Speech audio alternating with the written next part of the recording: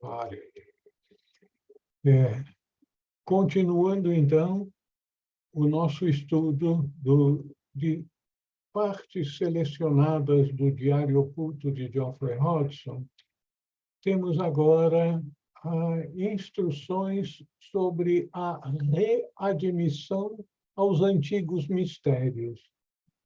O mestre Polidoro Surenos instrui Geoffrey Hodgson: informe seus jovens que nós tornamos disponível um portal, uma entrada ou reentrada para os antigos mistérios, nos tempos modernos, com o estabelecimento da escola esotérica da Sociedade Teosófica e sua disponibilidade para os membros. Isso eu considero, o mestre dizendo, o eu maiúsculo, o mestre, considero como sendo talvez o maior de todos os privilégios acessíveis aos seres humanos, uma porta aberta para os mistérios eternos. Então, o mestre está dizendo que existe uma porta, mas não é a única disponível. Existem outras instituições que afirmam que tem também escolas esotéricas dentro dessa instituição, os Rosa Cruzes e outros grupos, mas existem outros métodos, talvez ainda mais diretos, abertos a aqueles que forem selecionados para um progresso mais rápido, que são alguns grupos selecionados pelo mestre, recebendo instruções diretas por meio de alguém capacitado a conectar-se com o mestre. Normalmente, uma pessoa que tenha recebido uma ou duas iniciações, que então abre a sua capacidade de percepção em outros níveis e pode receber ensinamentos do mestre que são passados imediatamente para os outros membros do grupo. Existem alguns grupos esotéricos desse tipo que muitas vezes têm uma vida relativamente curta em virtude da pressão, mas é uma pressão de interna, não é uma pressão social, uma pressão da próprio eu superior do indivíduo de colocar o seu comportamento e a sua dedicação no nível necessário para permanecer nesse grupo. É dito que esses grupos, pequenos grupos esotéricos, que existiram ao longo das eras, muitos deles têm um tempo de vida relativamente curto em virtude da pressão interna do eu superior procurando passar para o eu inferior, para a personalidade, o comprometimento com a absorção, a vivência dos ensinamentos que serão recebidos nesses grupos. Então, logicamente, como deve ser, o mestre fala daquilo que está aberto a quase todos, a escola esotérica da Sociedade Teosófica. E eu insisto, provavelmente não é o único portal, existem outros. Então, o que o mestre fala para Geoffrey Hodgson? O estabelecimento da escola esotérica da Sociedade Teosófica, com sua disponibilidade para os membros que aceitarem os requisitos para entrar e permanecer na escola esotérica, um dos quais é tornar-se vegetariano e abster-se de bebidas alcoólicas e outros estimulantes e drogas. Então, ele diz que considera como sendo talvez o maior de todos os privilégios acessíveis aos seres humanos, porque é uma porta aberta para os mistérios eternos. Mas não significa que todos aqueles que pertencem à escola esotérica necessariamente estão caminhando para entrarem, participarem dos mistérios eternos, porque a disponibilidade está aberta para aqueles que se comprometerem com os requisitos da escola esotérica. Porém, à medida que o caminho vai sendo discernido, a pressão é muito grande e algumas pessoas acabam desistindo. Aqueles que pertencem à escola esotérica sabem disso. Com a motivação correta, a passagem por esse portal de entrada para um templo dos mistérios eternos pode levar a privilégios ainda mais elevados, ou seja, o conhecimento dos aspectos mais esotéricos da teosofia. Theosofia, o termo original em grego, a sabedoria divina, é apresentada em diferentes níveis. E esses níveis vão sendo abertos à medida que os membros, aqueles que estão sendo instruídos nesses agrupamentos, na escola esotérica da Sociedade Teosófica, por exemplo, a pressão para mudança, uma mudança realmente sincera, total, um comprometimento pleno com os ideais do esoterismo, fazem com que muitas pessoas acabem não aguentando aquela pressão. Uma pressão interna, não é nada que você tem que fazer isso. A pessoa começa a sentir aquele conhecimento e a personalidade, como sempre, resiste. Mas que bobagem! Você não precisa fazer isso. A vida é curta, vamos aproveitar a vida. São sempre os ditames da personalidade que, muitas vezes, quando certos níveis de comprometimento, alguns dos quais nós vamos ver ao longo dessa nossa reunião.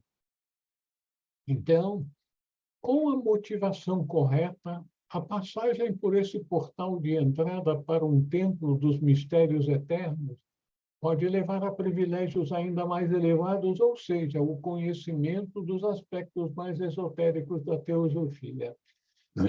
A ajuda de um mestre está disponível, seja ela percebida ou não, para encontrar e trilhar a antiga senda e ser aceito como um discípulo de um mestre com todas as oportunidades e assistência espiritual, intelectual e física que tal relacionamento assegura para o discípulo privilegiado quando recebida de forma apropriada.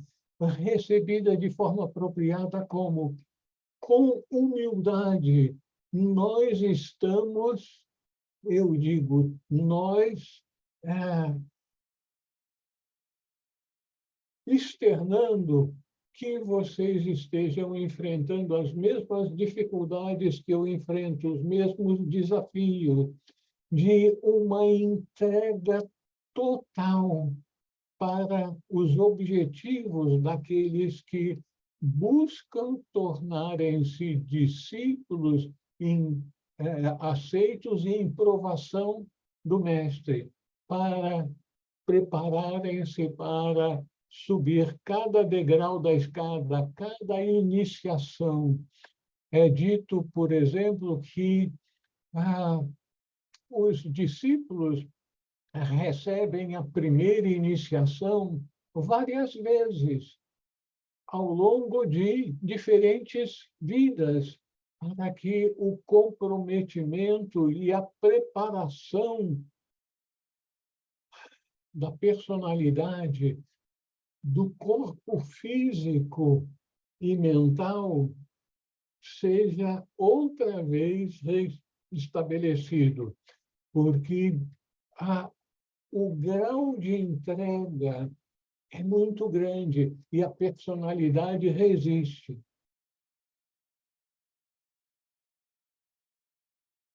Alguma pergunta? Continuamos, então.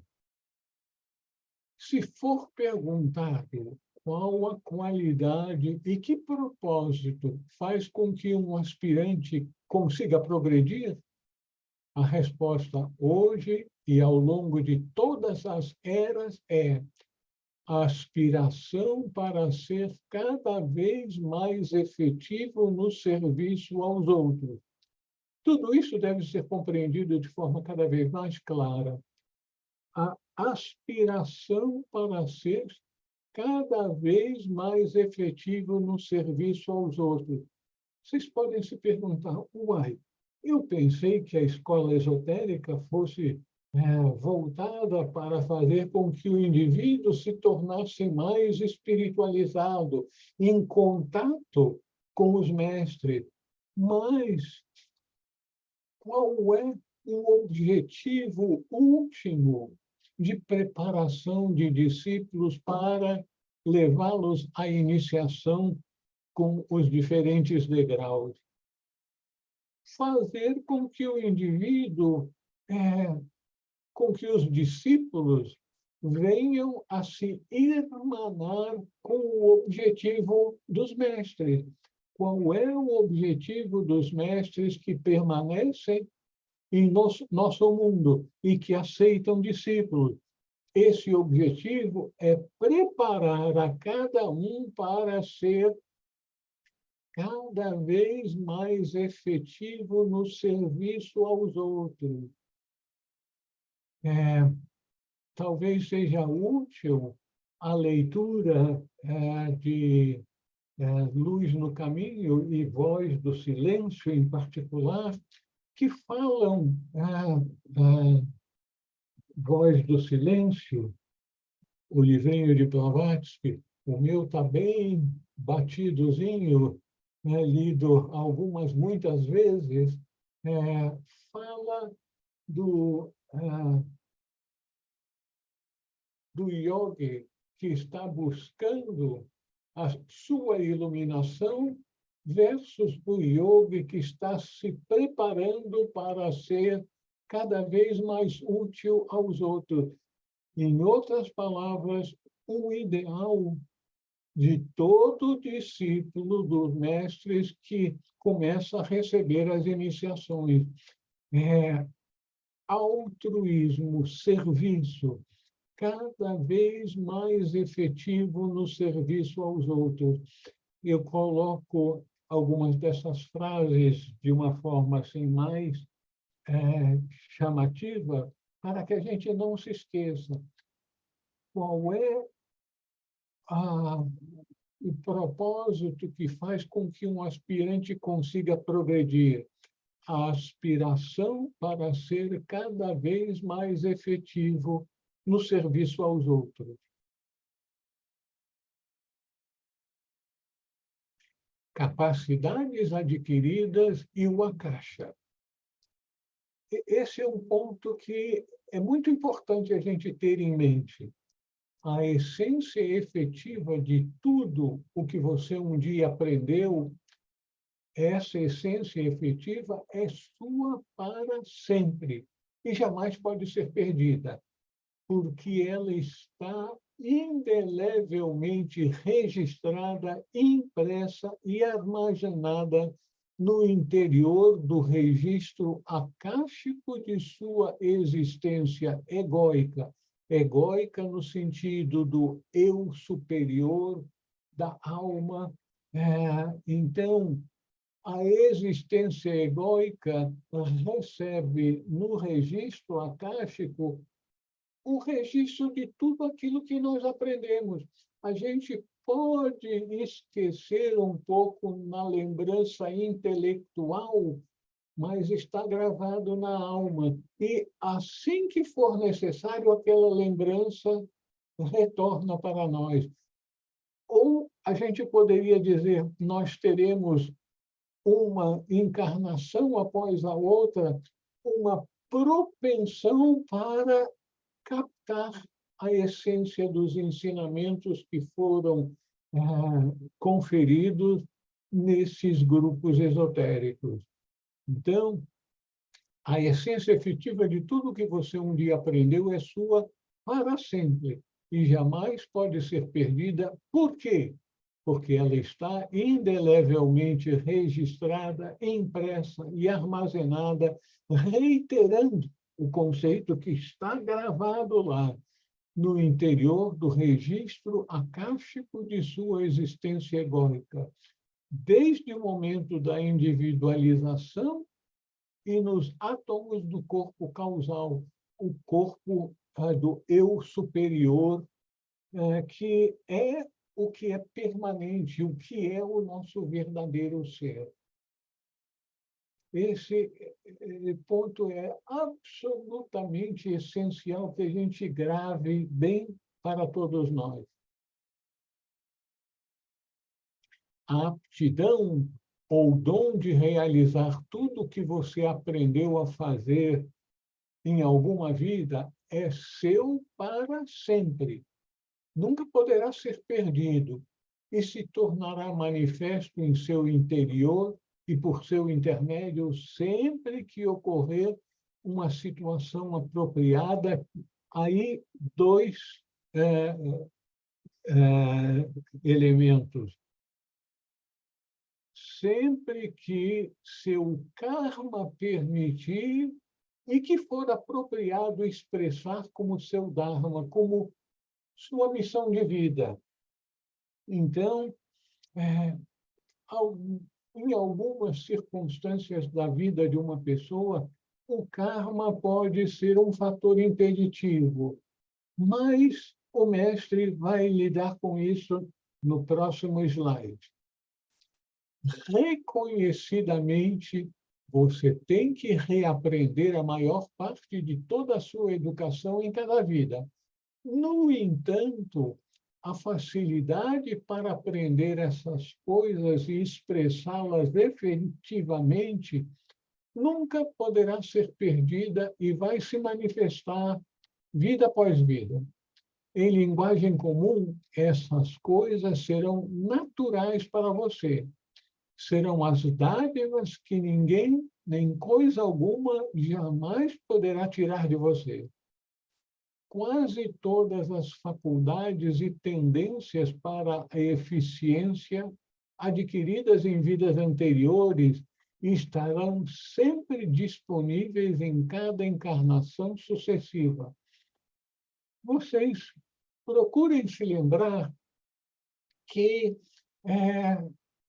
na infância, na juventude, quando estavam na escola, aqueles que foram para a universidade, sentiram que tinham uma facilidade para certas matérias, para certas aptidões, algumas pessoas, aptidão para a música, aptidão para os esportes, aptidão para a matemática, aptidão para a filosofia.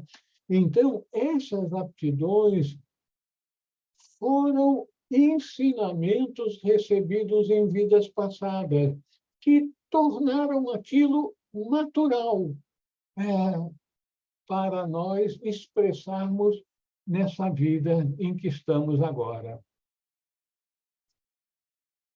Continuamos.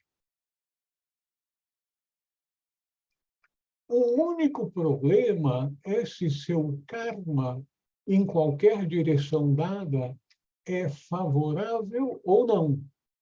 Se você sempre usa suas faculdades para o benefício dos outros e constantemente procura fazer isso, se você sempre usa suas faculdades para o benefício dos outros e constantemente procura fazer isso, cada vez de forma mais eficiente, então nenhum karma adverso vai reter em sua próxima vida qualquer capacidade útil que você tenha adquirido. Nesse sentido, uma certa longevidade é concedida para todas as pessoas, porque o ego, o eu superior, a alma, no corpo causal, nem morre antes do adeptado, nem perde nenhuma fração da capacidade adquirida. O corpo causal, para aqueles que não estão muito familiarizados com a terminologia teosófica, o corpo causal é o corpo do nosso eu superior. Então, a mente abstrata é esse corpo causal. E esse corpo causal pode se estender para todos os três instrumentos, todos os três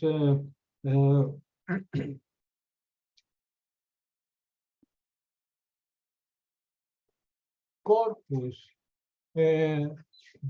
da alma, do eu superior.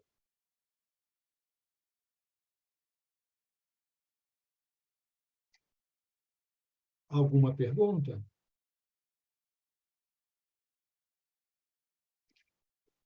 Agora nós temos umas orientações para discípulos dadas por um discípulo iniciado. Então, vocês veem que não precisa ser um mestre com quinta ou sexta iniciação para nos passar instruções.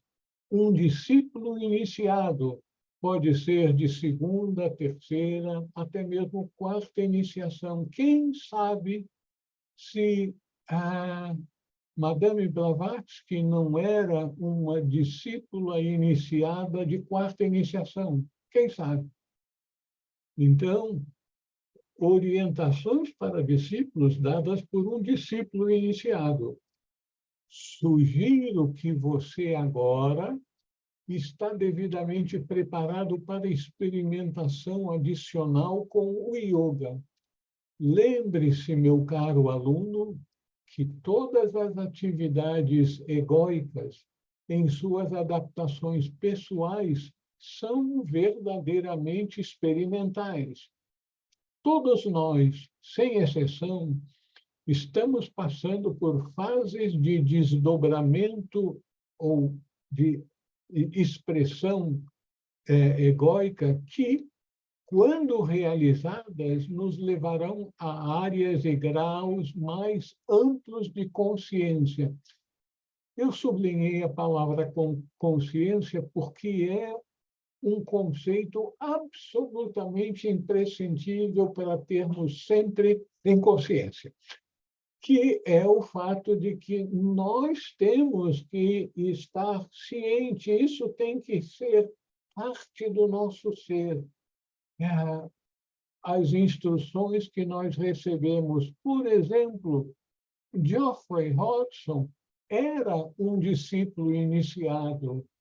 É dito que na sua vida como Geoffrey Hodgson, ele passou por uma iniciação. quem sabe pela quarta iniciação.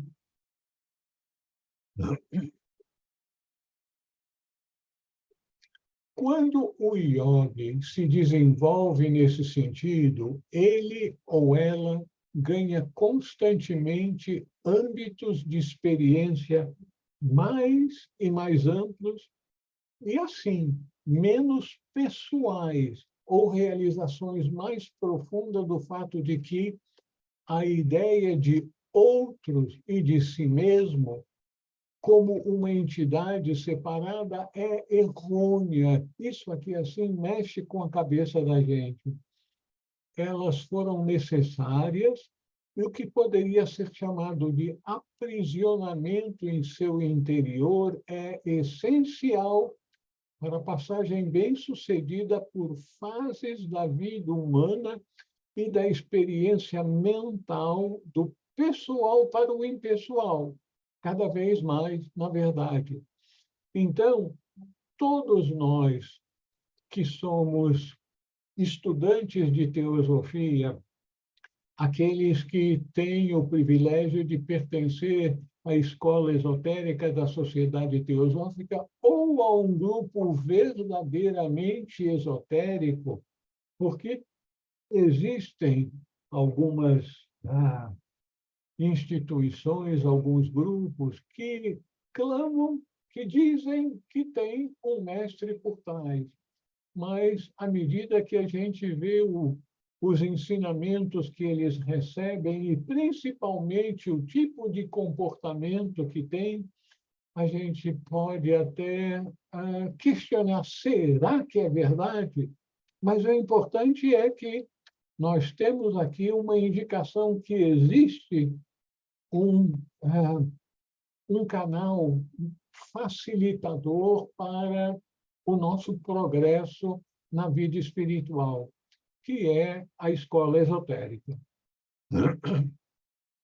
Agora, o ponto central aqui, tudo vai depender do grau de aceitação de que a noção de que nós somos separados é uma noção errônea, porque aquilo que está separado é o nosso corpo, do corpo dos outros seres. E quem é o verdadeiro ser em cada ser humano? É a alma, é o eu superior, que é espírito. O espírito são expressões do grande da grande fonte, daquilo que nós chamamos de Deus, a fonte de tudo que existe, o emanador de si mesmo, de todos os universos conhecidos e desconhecidos. Eu acho que é muito útil para nós vermos algum desses vídeos que mostram a Terra na sua proporção, aquele pontinho azul dentro do sistema solar. O sistema solar é um sistema ao redor de uma estrela, o Sol, parece-me que de quinta grandeza, se não me engano. Então, é uma estrela pequenininha. E essa estrela faz parte de constelações que fazem parte de sistemas de universos. Então, existem inúmeros universos. Nós temos que, no sentido físico, nos conscientizarmos que o nosso planeta, aquilo que nós chamamos a nossa Terra, o nosso mundo, é um pontinho azul de nada dentro do sistema solar, dentro de uma galáxia, dentro de um sistema em que nós estamos, que é um de infinitos sistemas galácticos. Não existe tal coisa no universo como um ser espiritual erroneamente chamado de eu, separado de qualquer outro. Tal entidade não existe, pois só existe uma vasta identidade unitária, o uma unidade, mas não separada, porque nada existe mais em existência da qual ser separada.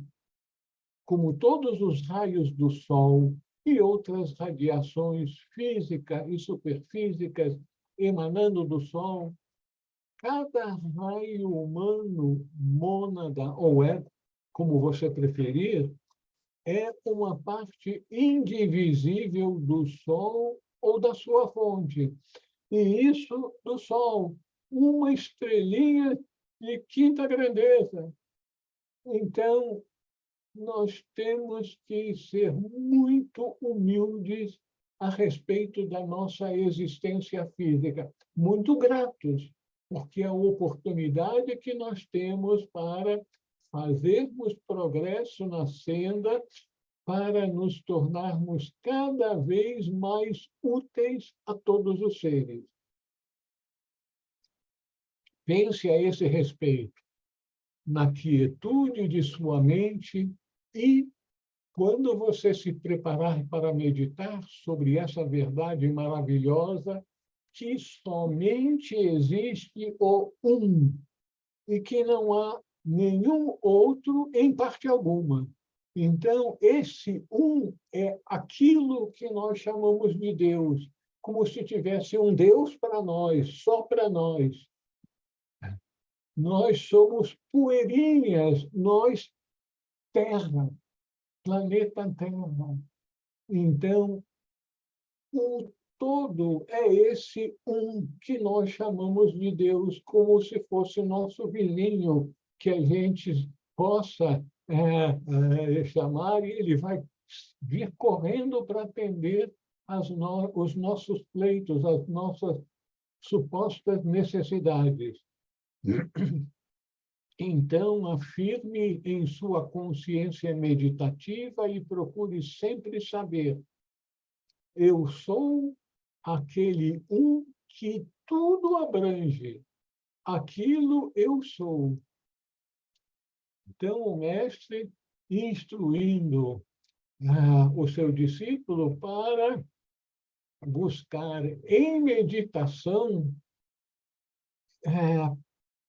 promover essa consciência que cada um de nós, meditadores, deveriam procurar iniciar e terminar sua meditação, lembrando-se que eu sou aquele que tudo abrange. Aquilo eu sou.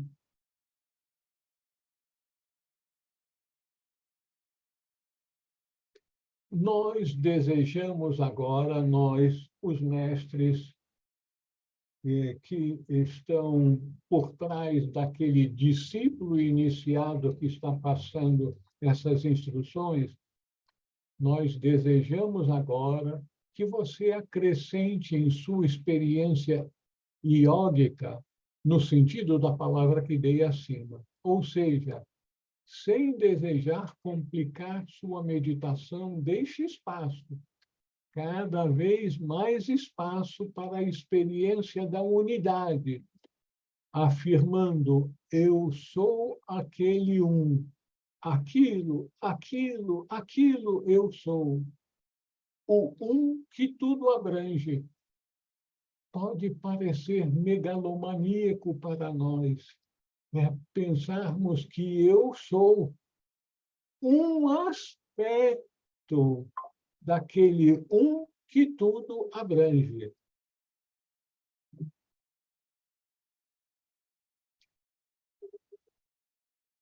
Existem aspectos da vida e do trabalho da fraternidade dos adeptos que ainda são desconhecidos por você.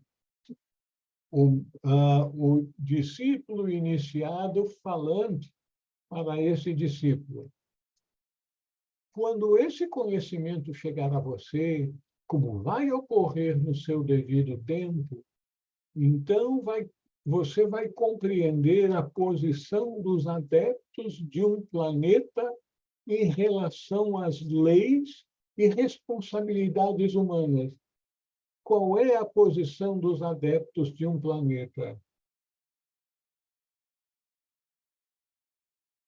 Com relação a essas, você pode ficar inteiramente seguro que cada adepto sempre contribui para o bem-estar da vida humana no globo, de inúmeras maneiras, a maior parte das quais nós não estamos nem pensando, nem imaginando a respeito desses benefícios que recebemos. Então, cada adepto sempre contribui para o bem-estar da vida humana no globo, apesar disso não ser reconhecido em termos técnicos e legais. Além disso, os adeptos nada recebem da comunidade. São contribuidores constantes. Só prodigalizam suas bênçãos, suas instruções, suas proteções. Os mestres também nos protegem. Mas isso é outra história que vamos abordar mais tarde.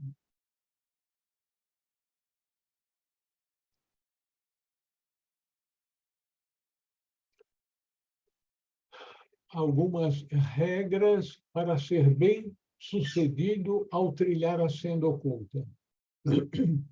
A questão central é, como foi declarado, as regras que governam o progresso em trilhar o caminho oculto, também aplicável à seção esotérica da Sociedade Teosófica, não são, em absoluto, feitas pelos adeptos e muito menos feitas pelos homens. Essas regras são simplesmente as leis, o processo para acelerar por si mesmo o progresso evolutivo de um ser humano, o progresso evolutivo de um ser humano. Essas leis, no que tange esse planeta e nesta cadeia, ronda e raça humana, são inteiramente imutáveis. Essas regras são adamantinas, como rochas, e, portanto, são totalmente inalteráveis, como cada um de nós, iniciados, descobriu. Então, não adianta dizer, mas eu não consigo parar de comer carne, eu vim de uma parte do país, quem sabe do sul do país, eu nasci no Rio Grande do Sul, acostumado com churrasco, um assado. Então, não adianta. As regras são regras. Por quê? Não comer carne para não contribuir para o aumento da dor, do sofrimento dos seres sencientes. Então, essas leis, no que tange esse planeta, e nesta cadeia, ronda e raça, são inteiramente imutáveis. Elas são adamantinas, como rochas, como cada um de nós descobriu. No entanto, os seres humanos estão envolvidos no processo e na operação dessas leis. Sendo assim, é quase inevitável que tentativas sejam feitas para desviar e ainda progredir e ser bem-sucedido. Nisso, existe um par de opostos entre os quais não pode haver nenhuma ponte. Essa base é imutável e pode ser descrita como o único motivo permissível para a grande tarefa. Ou seja, acelerar sua própria evolução para promover cada vez mais a evolução de tudo mais, da vida e de suas expressões em cada reino da natureza e de todos os seres. Então, vocês veem, o objetivo é acelerar sua própria evolução para promover cada vez mais a evolução de tudo mais, da vida e de suas expressões em cada reino da natureza e de todos os seres. É, na verdade, para trazer a forma de vida do indivíduo para uma condição tal que será alcançada no que poderia ser descrito como um grande salto na evolução. Então, aqueles que aceitam as regras do jogo para pertencer a um grupo esotérico, como, por exemplo, da Sociedade Teosófica, com algumas poucas, muito poucas regras. Ser vegetariano, não tomar bebidas alcoólicas ou drogas psicodélicas que afetam o discernimento, o equilíbrio do indivíduo e dedicar-se à sua evolução para capacitar-se a ser cada vez mais de ajuda no trilhar a senda de todos os outros seres. Continuamos. Admitimos que essa fundação, um tanto complexa, não é percebida quando o empreendimento é iniciado e mesmo depois de seguido por algum tempo. Obstáculos aparecem no interior e no exterior da pessoa, como podem até mesmo ser criados como um teste.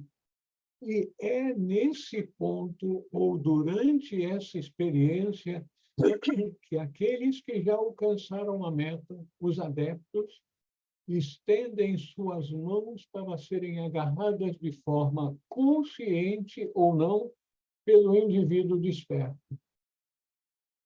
Então, nós não estamos sozinhos se seguimos a senda, se nos dedicamos a expandir nosso conhecimento, a nossa consciência para o bem, para nos capacitarmos a sermos de ajuda a todos os seres.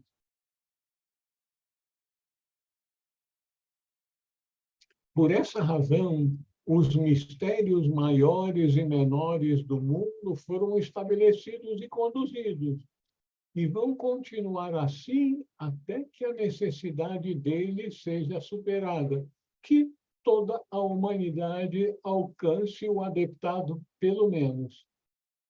Pelo menos. Porque a evolução do ser humano não para com a quinta iniciação. É dito que existe uma sexta iniciação e alguns dos mestres que são conhecidos são iniciados de sexta iniciação.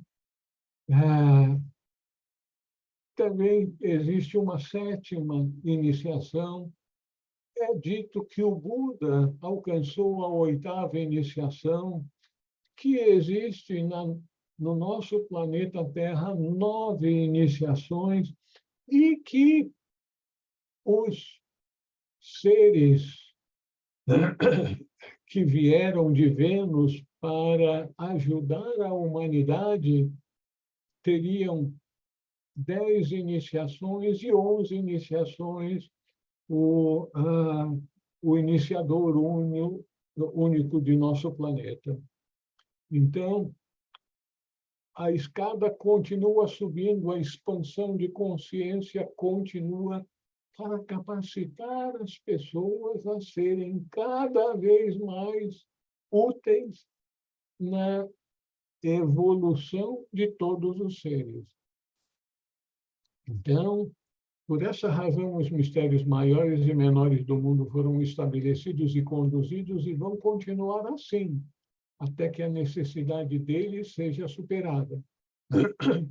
A escola esotérica da Sociedade Teosófica foi fundada inteiramente de acordo com as leis acima, e que ainda são válidas e devem ser, pelo menos, firmemente enunciadas para que cada membro da escola conheça-as e possa segui-las da melhor forma possível, com uma imutável sinceridade e sempre ausência de egoísmo. Ausência de egoísmo, ausência de egoísmo. Não fiquem cansados de ouvir isso, não, porque isso tem que ser o norte. A agulha que a bússola aponta o norte de ausência de egoísmo. A ausência de egoísmo é o requisito para o progresso na senda.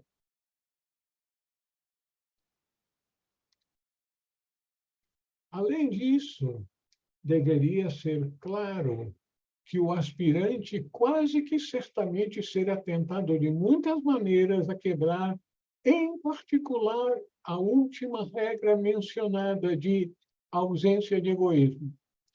Nisso se encontra a maior dificuldade despertada, a possibilidade de obter ganho pessoal, seja de prestígio ou de enriquecimento material. Então, vocês vão notar que aquelas pessoas que vocês vão conhecer ao longo da vida, pessoas que vocês sentem que elas têm algo de diferente, não só em termos de conhecimento esotérico, mas principalmente uma vivência com ausência de egoísmo, uma vivência para o serviço da comunidade, seja dentro de uma instituição ou para todos os seres. Então, a ausência de egoísmo é o requisito sine qua non para o nosso progresso na vida espiritual.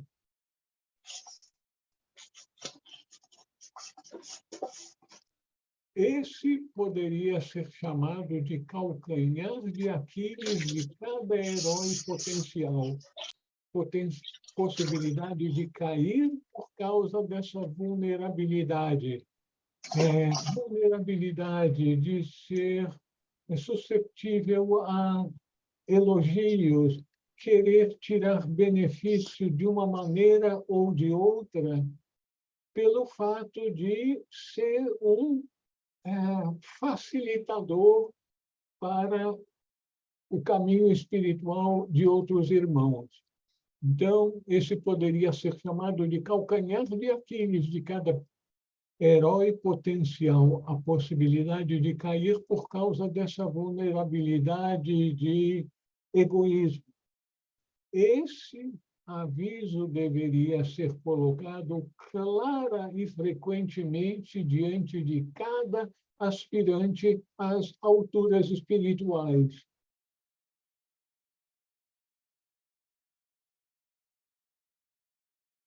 Logicamente, muito mais está envolvido, em particular com relação a motivo e conduta, e isso também tem sido apresentado de forma óbvia em numerosas publicações desde tempos imemoriais. Ao terminar, que seja lembrado ao terminar essas instruções de um discípulo iniciado para outros discípulos, ao terminar, que seja lembrado que quanto mais exaltada e óbvia a posição ou função no mundo, maior o perigo de ser tentado e, infelizmente, de uma queda. Então, quanto mais alto a pessoa sobe, pior será a queda que poderá ocorrer. Não é que vai ocorrer, que poderá ocorrer se a pessoa se deixar levar pelo egoísmo de, puxa vida, que bacana, eu estou gostando muito disso, de ser chamado de senhor, de isso, daquilo, de ser considerado como um instrutor e de poder tirar benefícios materiais disso também. A escada de ouro. Vocês já conhecem a escada de ouro? A escada de ouro é repetida em cada reunião da escola esotérica. Vida limpa, mente aberta, coração puro, intelecto ardente, clara percepção espiritual, afeto fraternal para com seu condiscípulo, presteza para dar e receber conselho e instrução, leal senso de dever para com o instrutor, pronta obediência aos preceitos da verdade, uma vez que nela pusemos nossa confiança e cremos que o instrutor a possui. Corajoso suportar das injustiças pessoais, destemida declaração de princípios, valente defesa daqueles que são injustamente atacados e mira constante no ideal de progresso e perfeição humanas que a ciência secreta revela. Esta é a escada de ouro cujos degraus pode o aspirante galgar até o templo da sabedoria divina, que é o templo de tornar-se um adepto.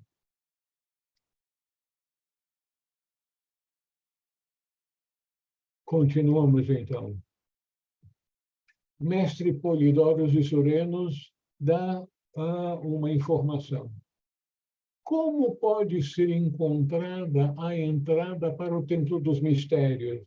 É estar pronto, realmente pronto, para ajudar seus companheiros seres humanos a desenvolver as paramitas, trilhar o nobre caminho óctuplo e subir a escada de ouro. Até mesmo o primeiro passo pode levar a pessoa até a porta, ou seja, a dedicar-se a servir os outros. Vocês sabem que a literatura esotérica, a literatura teosófica é muito rica. Além das cartas dos Mahatmas para a P.C. Sinnett e dos livros de Blavatsky, Isis Sem Véu e a Doutrina Secreta, que estão todos disponíveis em português, existem alguns livrinhos que são absolutamente imprescindíveis para a leitura várias vezes ao longo de nossa vida, que são muito importantes, muito ensinamento a gente pode receber dele.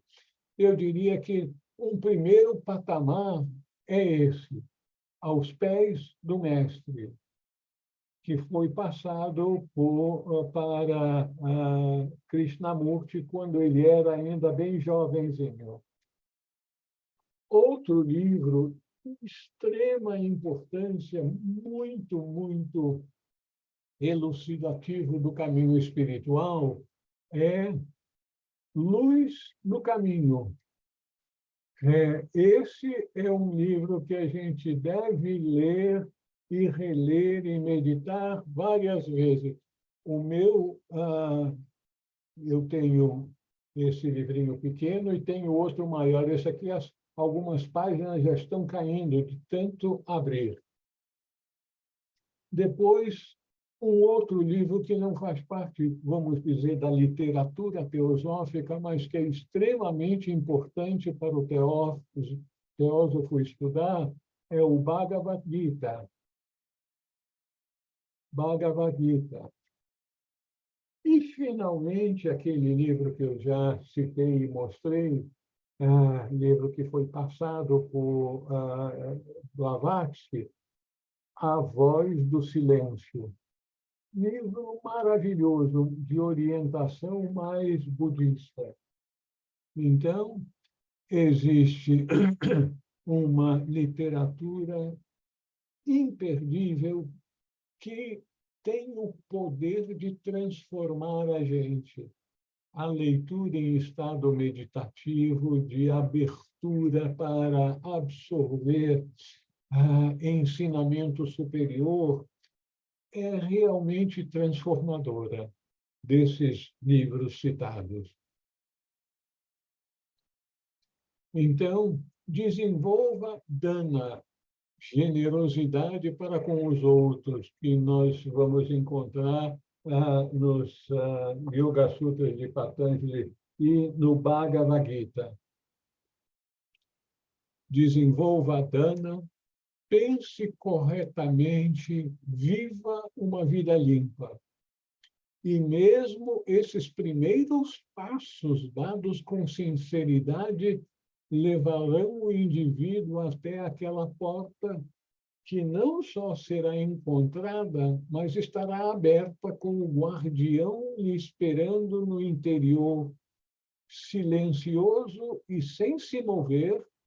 Ele, esse guardião, pode então lhe considerar, mas uma vez que você tenha voluntariamente, de vontade própria, atravessado o portal, ele vai lhe levar pela mão.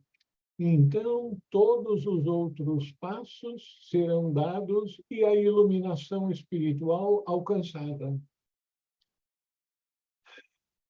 A gente sabe que os mestres de sabedoria nem sabem o que é fake news.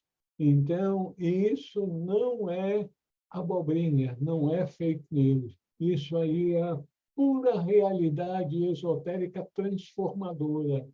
Nós precisamos nos determinar a encontrar a senda e, uma vez encontrada, de segui-la, porque nós vamos, em determinada etapa do caminho, encontrar um guardião que vai nos levar pela mão. Será, então, como que o nosso instrutor, o nosso mestre.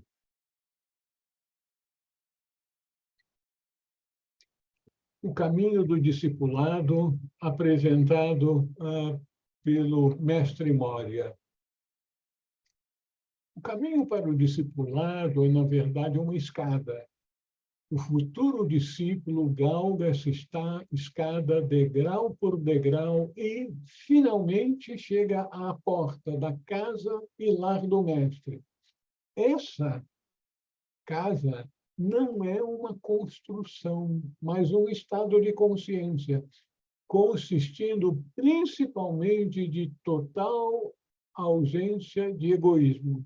Então, a ausência de egoísmo é requisito sine qua non para nós fazermos progresso na senda. A gente pode ler muito livro, aprender muita coisa de cor, mas se não tivermos ausência de egoísmo, se não tivermos aquele comprometimento de alcançar a iluminação para capacitar-me a ser de ajuda para os outros seres cada vez mais. Então, essa não é uma construção, mas um estado de consciência consistindo principalmente de total ausência de egoísmo. Felicidade resultante, chegando em certas ocasiões à bem-aventurança, a habilidade para resolver todos os problemas como se fosse instintivamente, e para conhecer a verdade desde o mais mundano, o átomo, até o mais sublime, a fonte suprema de tudo, a suprema divindade fora e dentro dele, ou seja, o ser uno, aquilo que nós chamamos de Deus, que é, na verdade, algo absolutamente incognoscível por nós, mas com o qual nós podemos nos sintonizar e aí, então, receber ajuda cada vez maior por meio dos instrumentos que ele vai indicar para nos ajudar nessa subida da escada.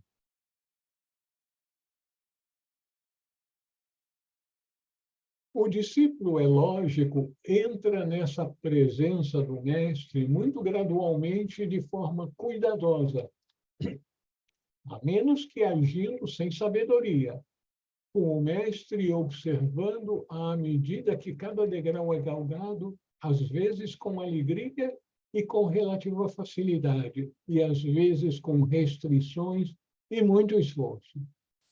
Cada degrau vencido, cada passo sucessivo traz sua própria recompensa interior, principalmente em termos de participar no estado de consciência do mestre. Isso inclui a redução, passo a passo, da ilusão da separatividade e da experiência da verdade da unidade. Então, ilusão da separatividade e a verdade de que somos todos um. Finalmente, com a aproximação e realização do adeptado, a totalidade de uma única vida em cada forma separada é plenamente conhecida. Daí Jesus ter dito: eu e o Pai somos um. Quando Jesus disse eu e o Pai somos um, ele não estava dizendo, como muito cristão, vamos dizer, inocente, acredita que Jesus é o único Filho de Deus e, portanto, ele e o Pai, que é só dele, são um. Não. Ele entra na consciência expandida que ele é um com o Pai, ou com o todo, com a fonte de tudo que existe, que não está separada daqueles aspectos de sua existência, de sua manifestação. Esse maravilhoso caminho, essa escada, está sempre presente, sempre disponível para o indivíduo que instintivamente acredita em sua existência e irredutivelmente se resolve a encontrar e subi-la até as alturas, tendo consciência da inquebrantável unidade com tudo mais que existe, e dessa forma, obviamente, com todas as criaturas e seres sencientes. Daí a necessidade de nos comprometermos com não causarmos sofrimento a todos os seres sencientes. No topo, misticamente, encontra-se um chamador, ou poder incorporado, um revelador da verdade encarnado, que chama perpetuamente a todos os seres humanos, mas é ouvido nessa época somente por poucos. A mensagem inclui o chamado: suba essa escada, porque no topo, que pode ser alcançado por você, existe uma indestrutível paz de coração e de mente, uma serenidade que nada na terra abaixo jamais poderá destruir. E aquelas pessoas como eu, e provavelmente muitos de meus irmãos e irmãs aqui nesse grupo, irá dizer: não, tem muita coisa que pode afetar a minha serenidade enquanto nós não nos entregarmos inteiramente à vida una, ao comprometimento de alcançarmos o adeptado, alcançarmos a iniciação para nos capacitarmos a sermos de benefício para todos os seres. Suba, então, porque existe um corrimão do qual você pode se valer sempre que a ajuda for necessária, especialmente quando você sentir o perigo de cair nas profundezas abaixo ou faltar a coragem necessária para alcançar as alturas. Como o chamador está sempre lá e sempre chamando, ninguém se aventura na grande ascensão na solidão, pois a ajuda requerida está sempre disponível. Mas um aviso é incluído no chamado. E qual é esse aviso? Ele fala de um perigo que ameaça fazer ruir todo o empreendimento, ainda que somente de forma temporária. Esse perigo é o egoísmo. Então, o inimigo não é como a nossa tradição fala tanto no diabo, no Satã, mas é o egoísmo. O egoísmo é o verdadeiro perigo, o inimigo do ser humano, no sentido de um desejo pessoal de se beneficiar de algum aspecto da vida humana com o sucesso alcançado no discipulado, no progresso na senda. Portanto, o chamado avisa desde o primeiro passo, na verdade, antes mesmo dele ser dado. Elimina de forma total e completa todo o traço de desejo por ganho pessoal de qualquer espécie. É um aviso muito importante para todos nós, que nós estamos sendo preparados para sermos de ajuda a todos os seres. É uma espécie de nos tornarmos médicos da alma, professores da alma.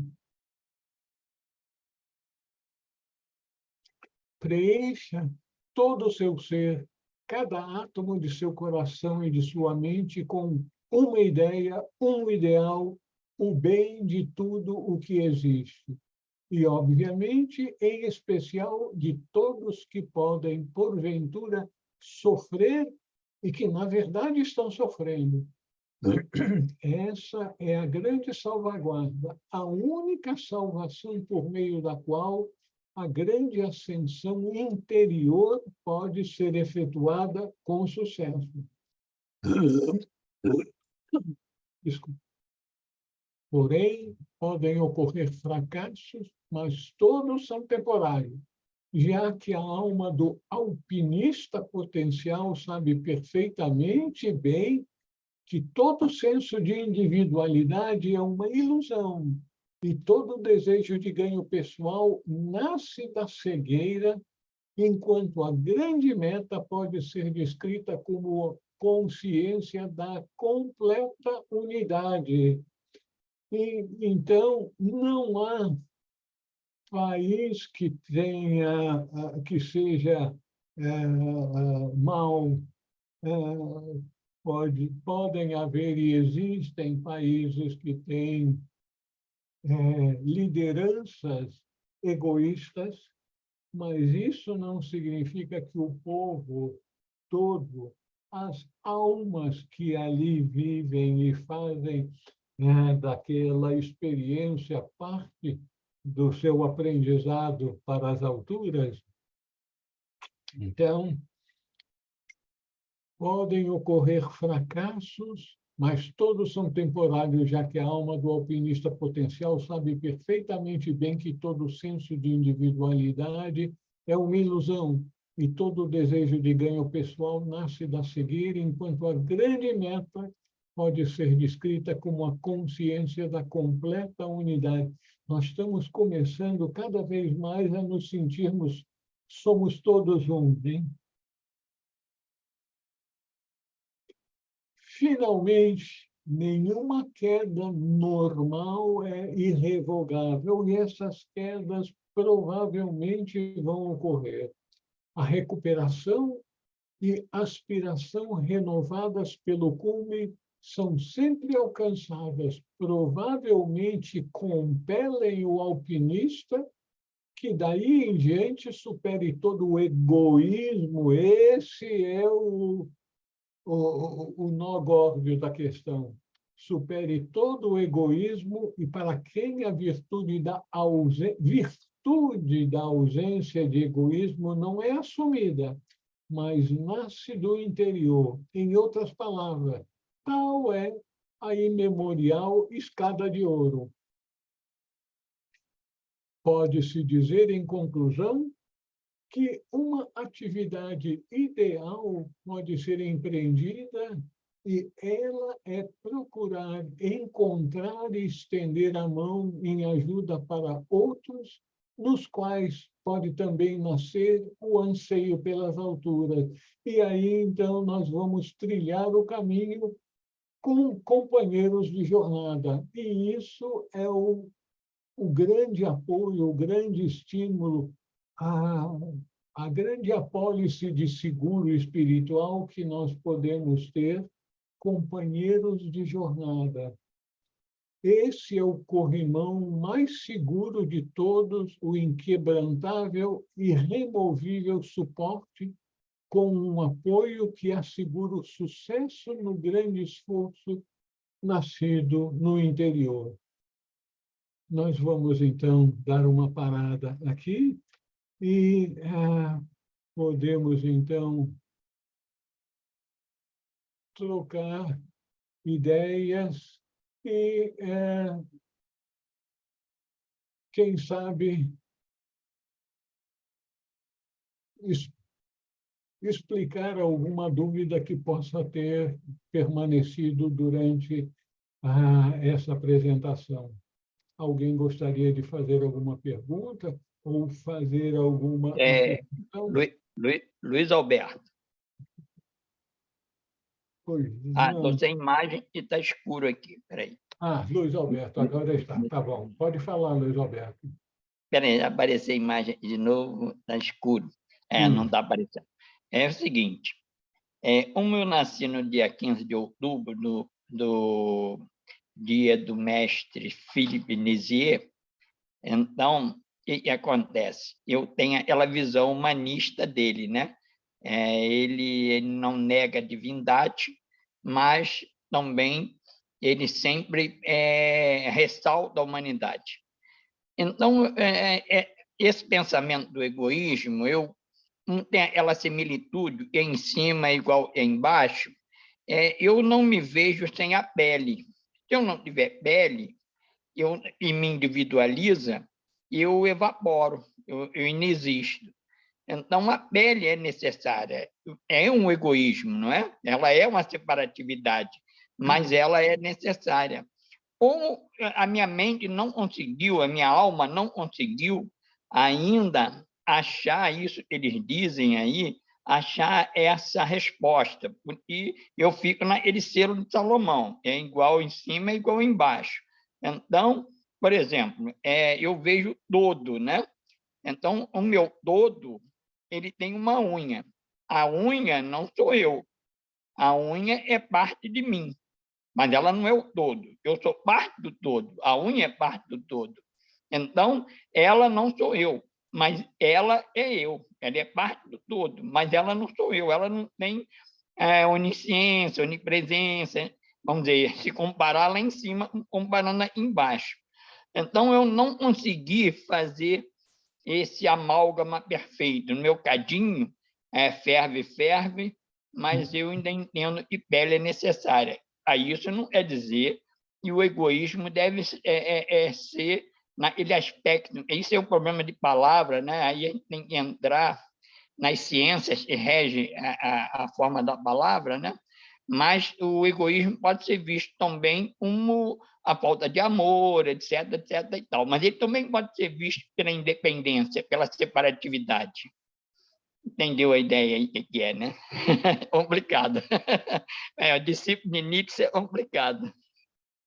Luiz Alberto, nós sabemos que a nossa jornada de volta para a casa do Pai, a nossa jornada para nos tornarmos inteiramente cientes da unidade e agirmos como tal, tem um longo caminho. Então, o ser humano, que nós conhecemos agora, já foi um ser muito primitivo em vidas passadas. É dito que todos nós vamos passar por algumas centenas de vidas terrenas. Centenas. No Diário Oculto de Geoffrey Hodgson, tem uma parte em que o mestre Polidoro Cissuré nos diz que Geoffrey Hodgson começou a sua busca espiritual há 8.000 anos atrás, no Egito. Então, a vida espiritual é uma parte já mais avançada da vida do ser humano. Por muito tempo, muitas vidas, ele vai ser um ser primitivo. E, como ser primitivo, vai agir de forma egoísta. Mas o seu progresso para que ele possa, eventualmente, entrar na senda, vai requerer que ele, não me entendam mal, mas eu vou dizer aquilo que me vem na mente e no coração, vai ter que ter algumas encarnações como mulher para ser mãe e aí naturalmente ser generosa, dadivosa e egoísta, sem egoísmo para com seus filhos. Não, não significa que 100% são assim, mas a grande, grande maioria das mães são inteiramente dedicadas, sem egoísmo, trabalhando de uma forma que os homens não conseguem entender como é que elas encontram tanta força para continuar atuando mesmo sem ter dormido direito, porque a criança estava chorando, porque estava doente. Então, faz parte do processo evolutivo o ser humano encarnar algumas vidas em corpo masculino, outras vidas em corpo feminino. E eu, sinceramente, acredito que com o corpo feminino facilita muito o aprendizado do não egoísmo. Nas nossas sociedades, nascer com um corpo masculino, até recentemente, facilitava mais o aprendizado, vamos dizer, das ciências do mundo, mas não necessariamente do aprimoramento da alma. Então, não se preocupe, a parte do nosso ser vai agir ainda de forma um pouco egoísta, não sentindo as dores do resto, mas você deu como exemplo a unha. Mas veja só, eu me lembro uma bobagemzinha, mas eu vou dizer. Há 2 semanas atrás, eu fui no banco falar com a gerente e eu encontro ela com lágrimas escorrendo no rosto e ela tentando botar esparadrapo porque uma unha tinha quebrado e ela estava sentindo muita dor. Então, a unha quebrada, a gente sente bastante dor. Então, nós estamos sempre aprendendo, meu irmão, mas o que é importante é a gente fazer aquele grande salto em consciência. Eu me determino a agir da forma mais altruísta, generosa, bondosa para com todos os seres e não contribuir para o sofrimento dos seres sencientes, fazendo tudo o que eu posso que seja razoável para o bem de todos os seres.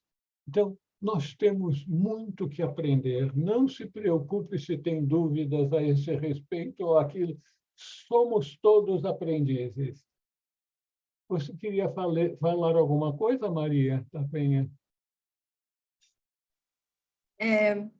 Sim, Raul, é o seguinte, por exemplo, aliás, você deu um exemplo sobre o egoísmo a partir da evolução, de adquirir algumas qualidades, da evolução espiritual, o perigo, cada vez ele Sim, fica mais perigoso, sim, eu não entendo por exemplo, você deu exemplo, por exemplo, chamar de senhor, isso só foi um exemplo assim, ser chamado de senhor, isso foi um exemplo generalista seu, ou você está realmente falando ser chamado de senhor?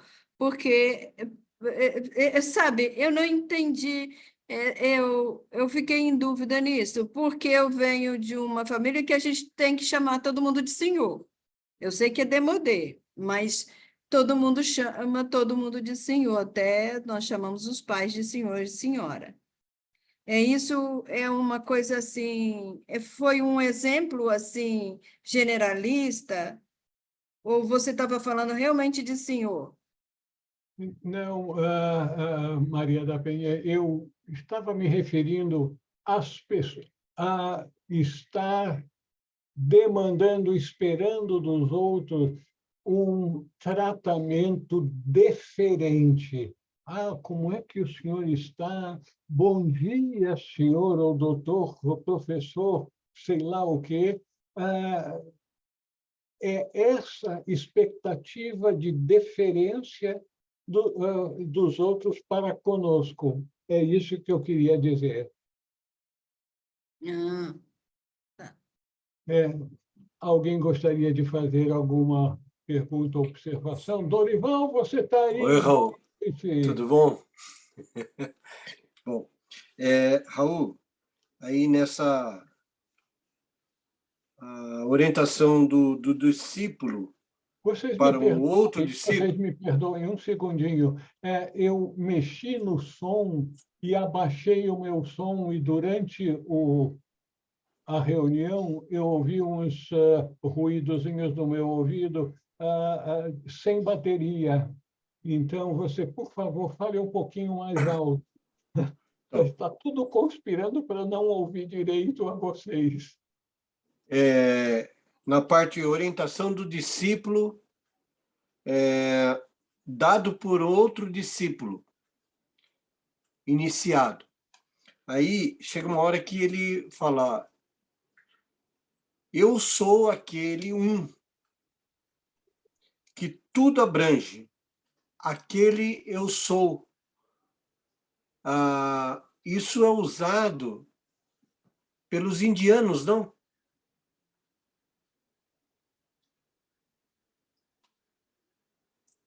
Dorival, nós estamos aprendendo a trilhar o caminho espiritual. Quando o nosso instrutor fala que nós temos que ter a consciência de que nós somos unos com aquele um e que somos uma expressão do um, não significa que nós temos que alardear isso aos sete ventos, porque vai parecer para muitos, e pode até ser, uma tentativa de angariar estrelado, que você é, então, uma pessoa importante. Então, nós temos que estar conscientes que nós somos uma expressão daquele um. Como Jesus disse, eu e o Pai somos um. Nós todos somos assim e temos direito a dizer também, como Jesus disse, eu e o Pai somos um. Somos um. No entanto, a gente tem que ter discernimento. Aquilo é importante que a gente tenha em nossa consciência e não estar alardeando para todo mundo. Verdade. Obrigado, Raul. Pois não. Pois não, Silênias. Tem que ligar o seu, tem que ligar o seu som. É verdade, Raul. Não, dentro do que a Penha falou com você, veja bem, é uma observação que eu faço em relação a mim mesma, sabe, Raul? Eu acho que, assim, esse aspecto que você coloca aí do egoísmo, ele é extremamente fundamental na nossa vida. E ele está permeando muitas, sabe, muitas pequenas ofensas que a gente sente, muitas bobaginhas ao longo da nossa vida diária. Então, eu tenho prestado atenção que, assim, quando a gente acha que a gente tem que ter uma mínima deferência de alguém em relação a gente mesma, a gente está nesse pano de chão ainda, de se sentir uma pessoa melhor, de se sentir uma pessoa que tem que ser reconhecida de alguma forma. E isso, para mim, assim, para mim, muito pessoal, demonstra o quanto a gente ainda está engatinhando nesse processo de estar palmilhando, de estar trilhando esse caminho espiritual genuíno e verdadeiro, sabe? Isso mesmo. Então, assim, é só para a gente observar, porque no nosso dia a dia, vira e mexe, a gente cai nessa armadilha. E isso é um termômetro bem bom para a gente pensar, opa, o quão distante eu estou do meu propósito, né? E isso aí significar uma percepção e um compromisso de, sabe, tirar isso da vida da gente, né? Exatamente, eliminar isso da vida da gente, né? Então, era assim, só mesmo para ilustrar, dentro da minha visão, coisinhas pequenas que demonstram isso tudo para a gente, né? Mas que se a gente não tem a percepção de ver isso nas mínimas coisas, a gente não vai perceber nas maiores também, né? Porque tudo entra no mesmo padrão, né? É assim. Muito Obrigada, bem. Muito obrigado, Silênias. obrigada, minha querida.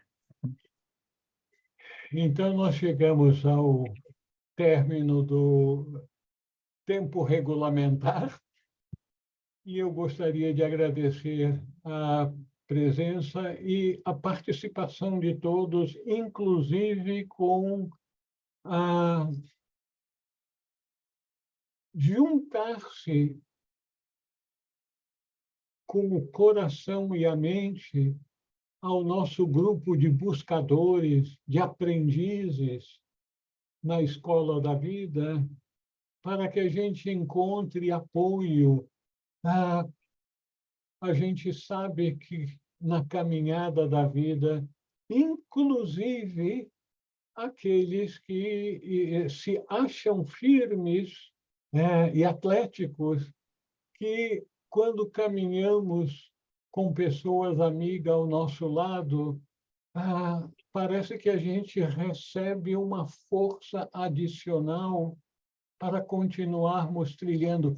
Isso no caminho físico, mas é muito mais importante no caminho espiritual, porque aqueles que começam a se dedicar à vida espiritual passam a ser